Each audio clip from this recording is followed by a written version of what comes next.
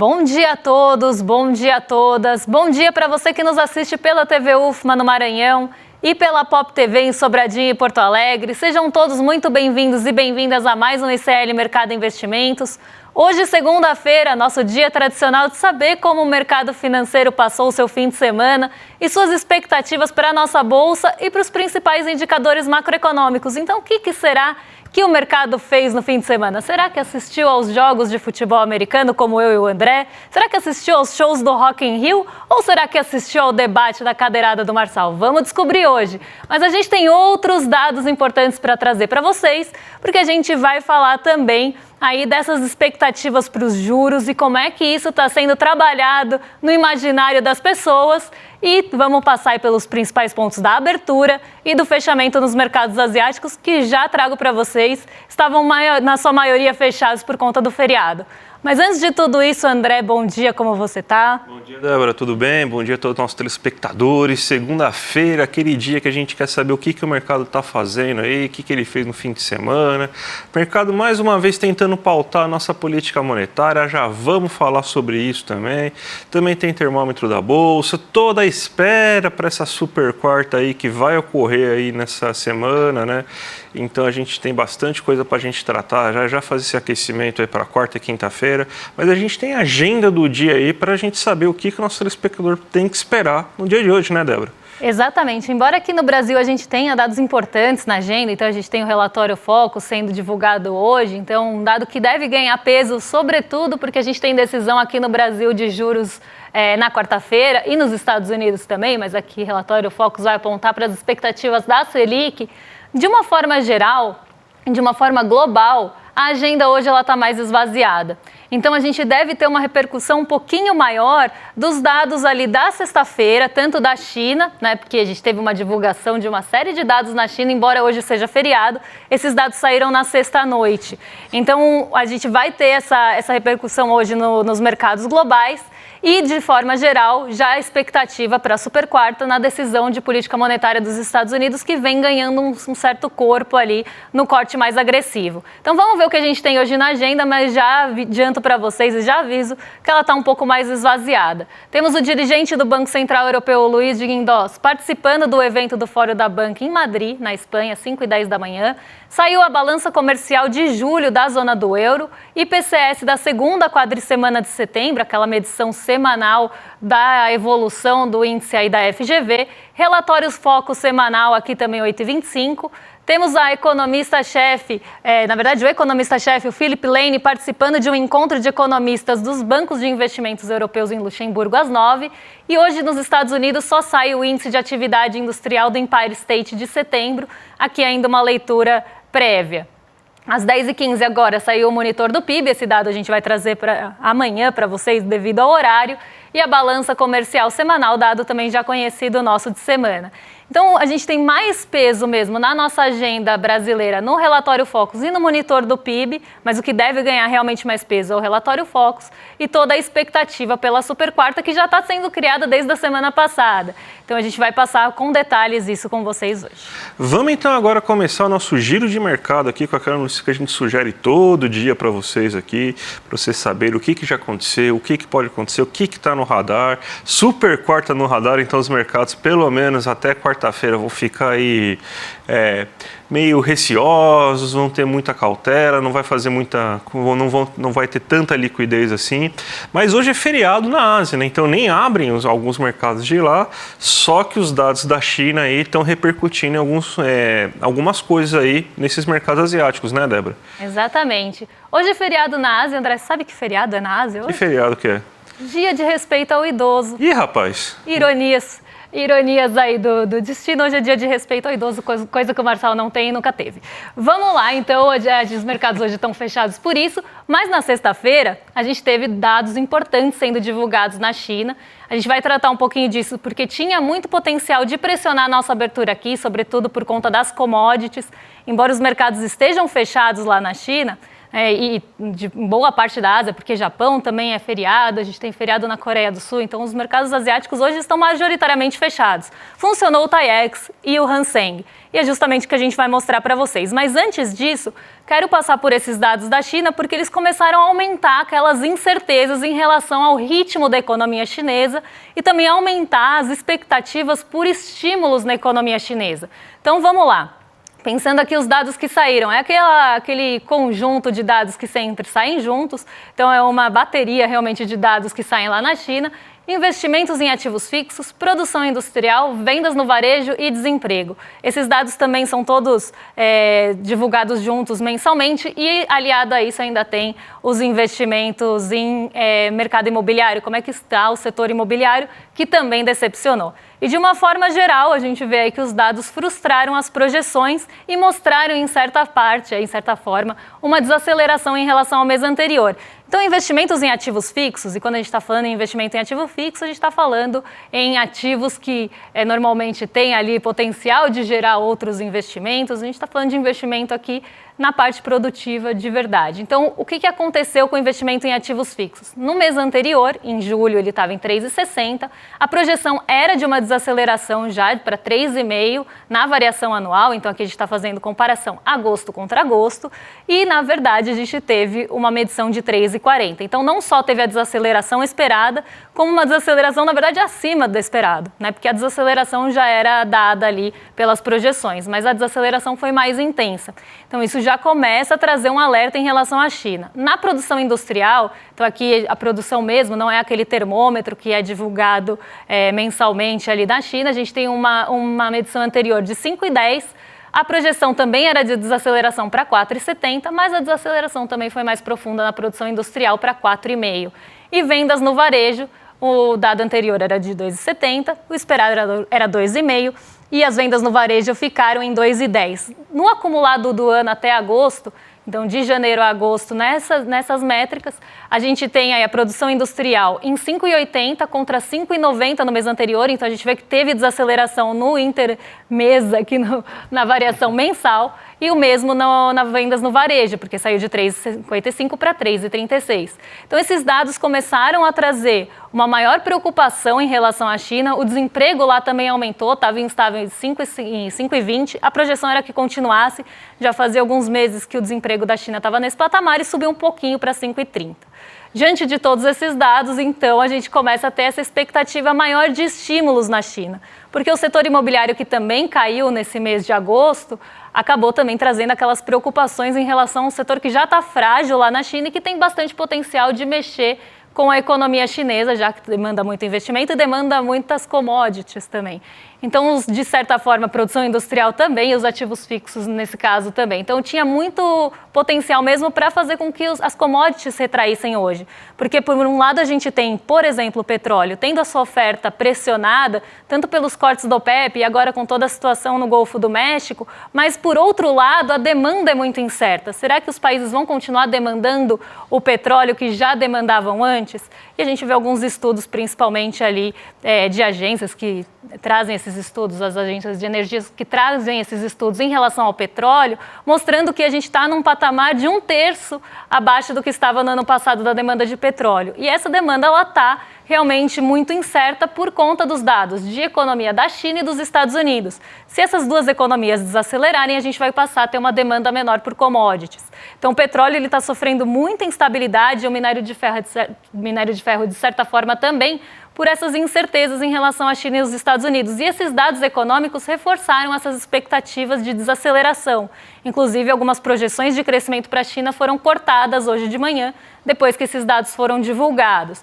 Então, isso aumenta essa incerteza, mas também aumentou a expectativa do mercado financeiro de que a China vá promover alguns estímulos à economia, tanto ali por meio de juros, como também no setor imobiliário chinês, que vem mostrando já essa fragilidade há algum tempo. Então, esses estímulos são esperados na parte dos juros, de diminuição provavelmente das taxas de juros e cortes lá, mas também com outras medidas de estímulos econômicos na China. Então, esse é o cenário geral e isso tem potencial, sim, de mexer com o Brasil, por conta aí das commodities, e nós, países exportadores de commodities, tendemos a sofrer com isso. E você falou que algumas bolsas ficaram abertas lá, né? O Hang Seng é um dos exemplos, né? Então, o que aconteceu? Ele teve uma leve alta, né? Mesmo com esses dados mais negativos da China. Por que isso?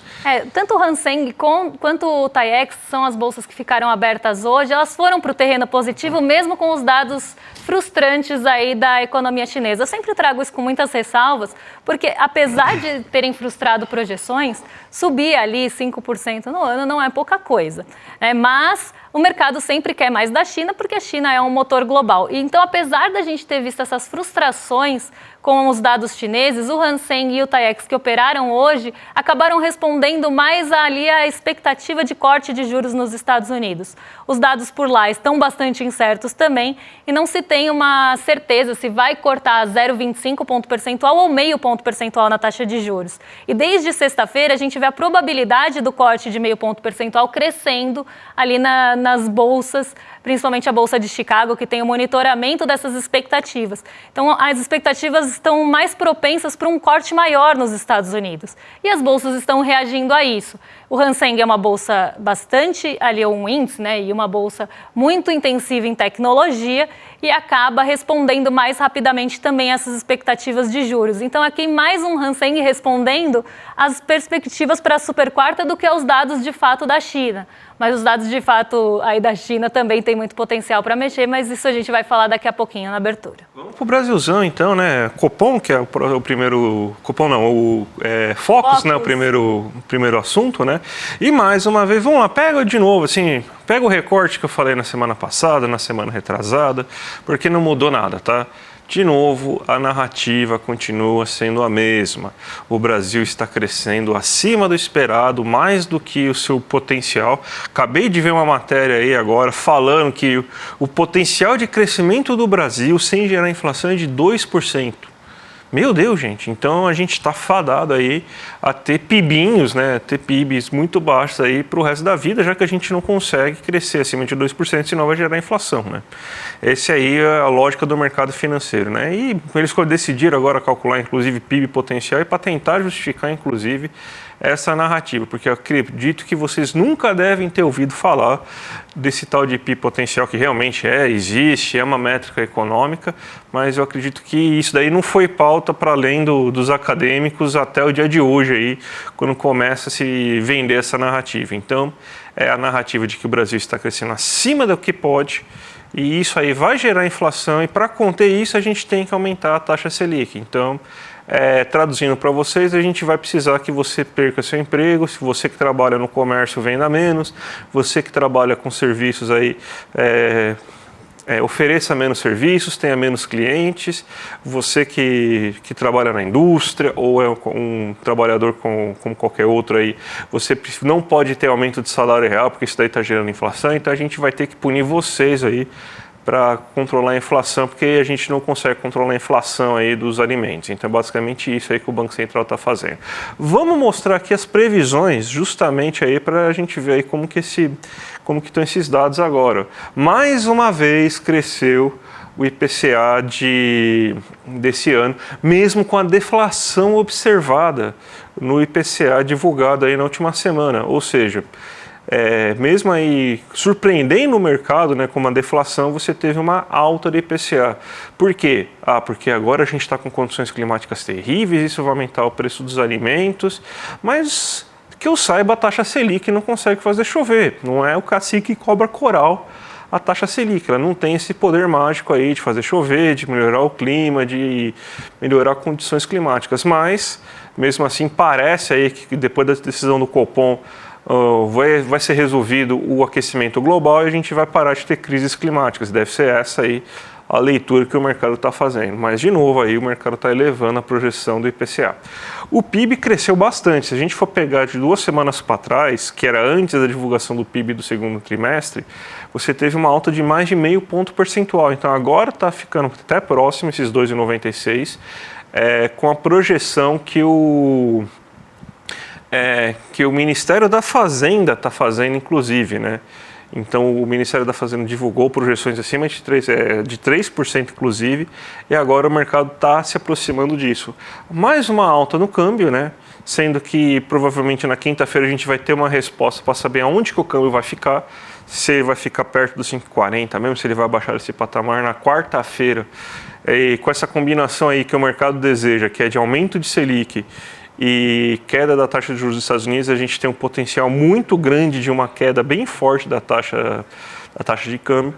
E aqui já está dado, já foi alterado na semana passada, uma Selic de 11,25%, então eles estão esperando aí pelo menos um aumento de 0,25 pontos percentuais para a Selic aí, para a Selic nessa reunião de quarta-feira. Então a narrativa está dada. O Brasil está crescendo acima de 2%, que agora é o novo PIB potencial. Guardem bem esse número aí, porque vocês vão ver durante o dia aí que essa aí é o número mágico que eles inventaram, né? Então, está crescendo acima do que o Brasil pode, isso aí vai gerar inflação, mesmo com a inflação sendo resultado de problemas climáticos, né? Então, provavelmente a gente está crescendo muito e zoou o clima do Brasil, e a gente vai ter agora a taxa Selic que vai resolver o aquecimento global para conseguir baixar a inflação. Acho que é basicamente isso aí, né, que o mercado está esperando, né? Exatamente, não só o mercado, mas também a grande mídia, porque tem uma pressão sendo feita ali para essa alta da taxa Selic.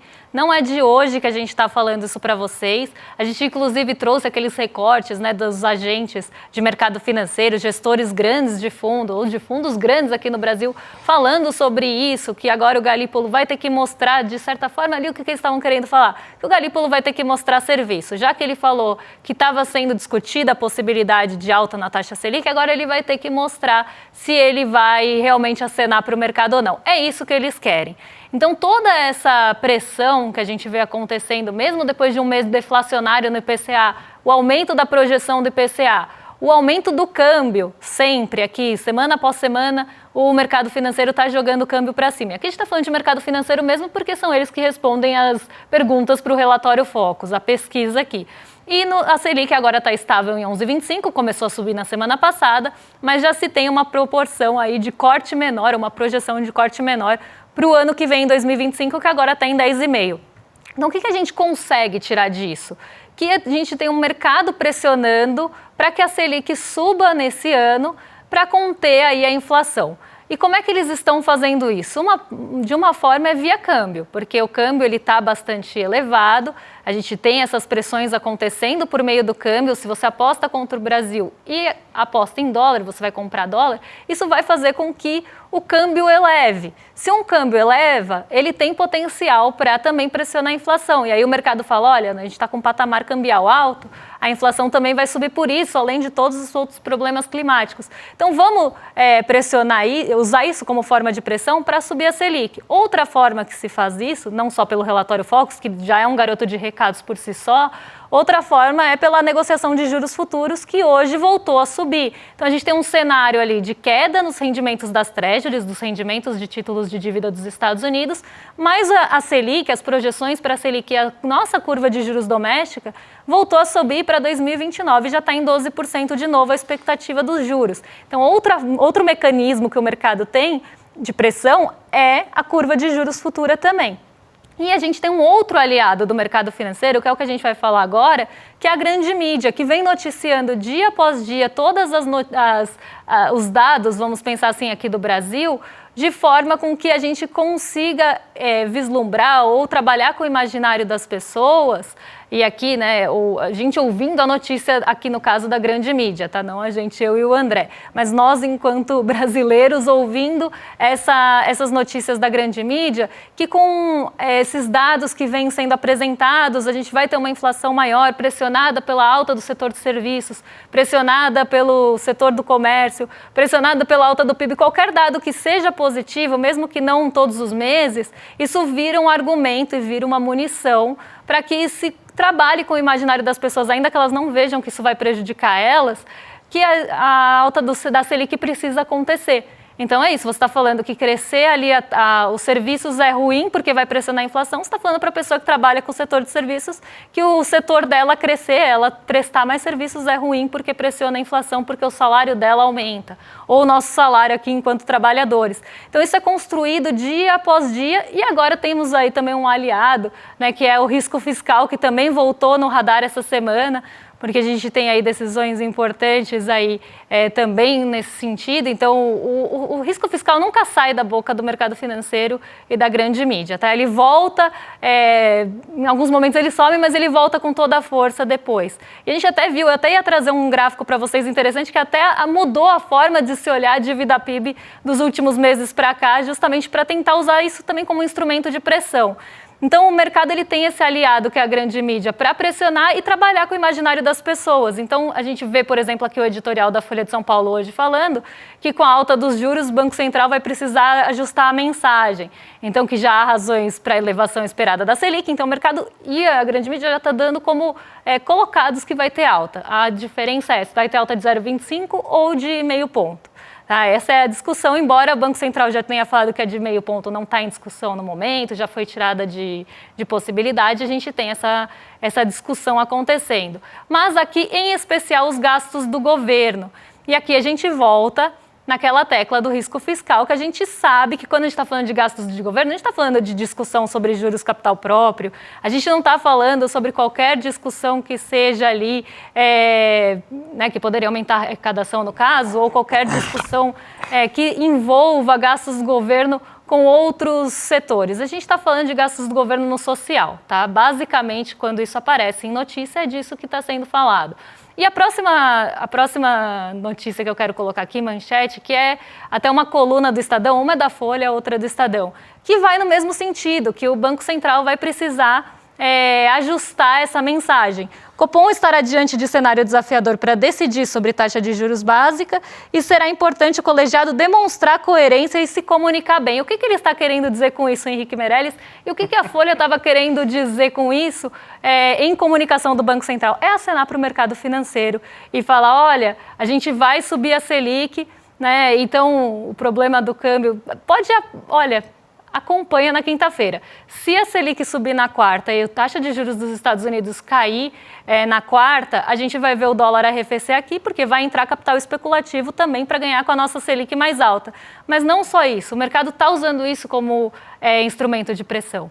Então, a gente vai ver esse movimento acontecer assim como aconteceu quando as expectativas foram criadas lá atrás. Então, o que é essa comunicação boa? É realmente acenar para o que o mercado quer. Não só o Banco Central, mas também o Ministério da Fazenda com o corte de gastos, que nem todo aceno é suficiente, mas também ali qualquer aceno que seja em relação não só a corte de gastos, mas a política fiscal também. Então, o mercado é fiscalista, ele vai continuar olhando com uma lupa desse tamanho, e também vai continuar tentando ter todos os acenos para que suas vontades também sejam cumpridas.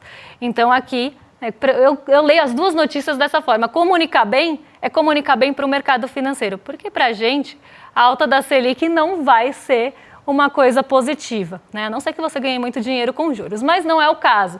Vai começar a pressionar crédito, vai começar a puxar o freio de mão da economia. Então, aqui, eu queria trazer esse ponto para a reflexão de vocês. Nossa, mas quem diria que o homem que subiu juros para controlar a inflação, quando estourou a crise de 2008, o homem que subiu juros quando o Brasil estava crescendo muito em 2004, que cresceu juros quando o Brasil crescia muito em 2005, está falando aí sobre cenário desafiador, ou seja, aumentar a taxa Selic quando o Brasil está, na visão dele, crescendo muito. Só isso que eu vou falar mesmo assim, não vou perder muito tempo pontuando aí a figura aí do Henrique Meirelles, aí, que o mercado ama tanto aí, mas basicamente um presidente do Banco Central bem comum que fazia justamente o quê? Aumentava a taxa de juros quando ele achava que a economia estava crescendo muito, que nem 90% de todo o presidente do Banco Central faz. Vamos para o giro de mercado então agora, Débora? Vamos para o giro, porque hoje a gente tem bolsa em alta aqui, em dólar e queda. Por que a gente tem esse cenário já acontecendo hoje? Se a super quarta ainda não chegou, hoje é segunda-feira. Então vamos lá, vou explicar para vocês. Então o dólar está caindo hoje desde a abertura, chegou até uma queda maior, quase perto aí de 1% durante o comecinho da manhã. Então, o que está acontecendo? Já na expectativa de que os juros vão cair nos Estados Unidos e subir aqui no Brasil, essas apostas já estão acontecendo. E apostas aqui que eu digo no direcionamento do mercado financeiro e não das apostas que a gente sempre fala aqui das bets, tá? Não é disso que eu estou falando, mas sim nas expectativas que se tem em direção ali do dólar e direção dos juros. Então, podem ver aí que no DI Futuro 2032, né, a linha de cima do dólar, a gente vê uma alta de 0,59 e o DI Futuro chegando a 11,92. Saiu de 11,85 na sexta para 11,92 hoje. Por que isso está acontecendo? Porque o mercado está esperando mesmo que os juros vão subir e todos os vértices, todos os vencimentos dos juros, então tanto os mais curtos, mais pertinho da gente, como os mais distantes, estão subindo hoje com essa expectativa de alta de juros. Isso já faz com que a gente tenha um movimento de recurso entrando aqui para tentar buscar ganho nessa taxa mais alta que já está sendo aventada e já está sendo colocada quase como dada. Isso faz com que o dólar caia. Outro ponto que a gente tem aqui de pressão, o petróleo Brent, que sofreu durante... pressão não, né? Aqui de descompressão. O petróleo Brent, que teve uma semana muito ruim na semana passada, teve mais perdas do que ganho, voltou a subir hoje, mesmo com as incertezas em relação à China, por conta da situação no Golfo do México, que não se tem muita... noção de qual vai ser o impacto do Francine ali. Então, isso pode paralisar a produção do petróleo no Golfo do México e aumentar o preço em um momento, né, pelo lado da oferta, em um momento que a OPEP também está cortando e adiando cada vez mais a sua produção de petróleo. Então, aqui também um ponto que favoreceria o Ibovespa na abertura. Mas essa alta do petróleo começou a acelerar agora, porque de manhãzinha ela estava bem leve, não tinha muito potencial para dar fôlego para a nossa bolsa, mas agora isso é revertido e a gente já tem isso dando esse suporte para a alta de 0,38. E aqui o dólar, como eu disse, caindo por esses dois motivos, por conta da expectativa dos juros e por conta também um pouco das commodities. Podem ver que o dólar está enfraquecendo em relação aos pares também, que é o DXY, e isso mostra que é justamente esse movimento. Expectativa de corte dos juros nos Estados Unidos que vai aumentar o diferencial dos juros dos Estados Unidos para os outros países. E no nosso caso, se subir juros, essa diferença vai ser ainda maior. Então, recurso especulativo vai entrar aqui.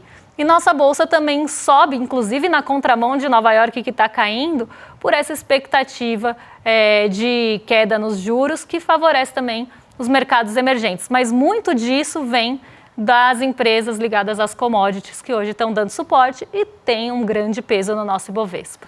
Débora, 3 recados hoje, hein? Primeiro recado, a gente bateu o recorde de audiência hoje, o dia que mais pessoas viram o nosso programa, mais de 17 mil pessoas viram o programa aí. Então, queria agradecer a todo mundo aí que aguenta a gente aí durante meia hora aí, todos os dias.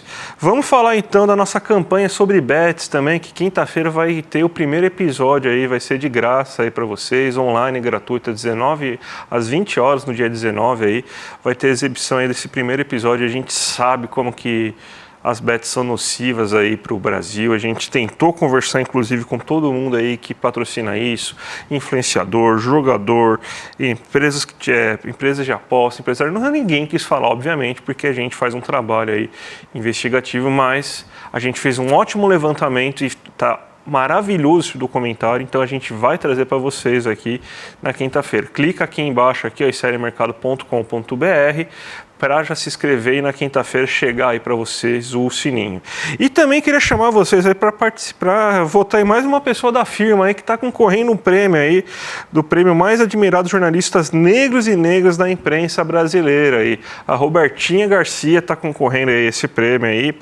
E então, gente, clica aqui em icl.com.br/Roberta e vota nela aí, que vale muito a pena aí para vocês conseguirem aí alavancar esse trabalho. Todo mundo que gosta da Roberta aí já tem que votar aí para ela conseguir aí o reconhecimento que ela tanto merece, né, Débora? E agora eu estou muito feliz com a notícia, então primeiro vamos votar em todo mundo, mas eu também quero agradecer a audiência de vocês, né, todo mundo que ficou aqui com a gente, porque eu sei que vocês estavam loucos para que a gente falasse da cadeirada e do debate. Inclusive eu e o André adoraríamos ficar aqui discutindo sobre a cadeirada e o debate, tem um monte de pitacos para dar, inclusive sobre a candidatura do Marçal e dessa questão toda do debate, desse caos que aconteceu. Mas a gente tem que falar de Selic, que é algo que mexe também com o nosso bolso, a gente tem que falar de outros assuntos. Mas eu quero agradecer a todos vocês que ficaram aqui com a gente. Agora vocês vão ter chuva de memes ali no Rolê ICL, com o William Deluca e com o Guga Noblar. Com certeza eles vão falar bastante desse assunto. Então a gente deu uma trégua aqui. E a gente volta amanhã para trazer dados importantes aí, véspera de super quarta.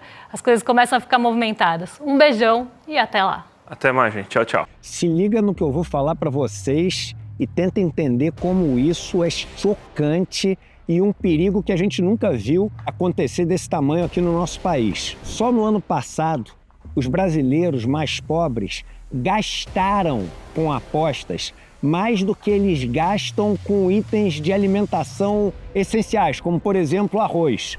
Isso mesmo, o brasileiro gastou mais com apostas do que o país inteiro gastou comprando itens de necessidade fundamental ao longo do ano passado. Isso porque uma doença chamada Bets tomou conta do país de uma forma como nenhum outro país do mundo viu até hoje. Só que ninguém pode falar disso, porque os principais canais de televisão, os principais jornais, os principais influenciadores, eles são literalmente comprados por essas bets, com patrocínios milionários que fazem que eles convidem as pessoas em vez de alertar dos riscos desse problema. O ICL mais uma vez resolveu enfrentar o que ninguém enfrenta. E no dia 19 de setembro, às 8 horas da noite, a gente vai lançar o documentário Bets, o jogo sujo que ninguém comenta, e quer convidar vocês para participar desse lançamento. E aí, no dia 19 de setembro, a gente vai estar junto, mostrando o que ninguém mostra.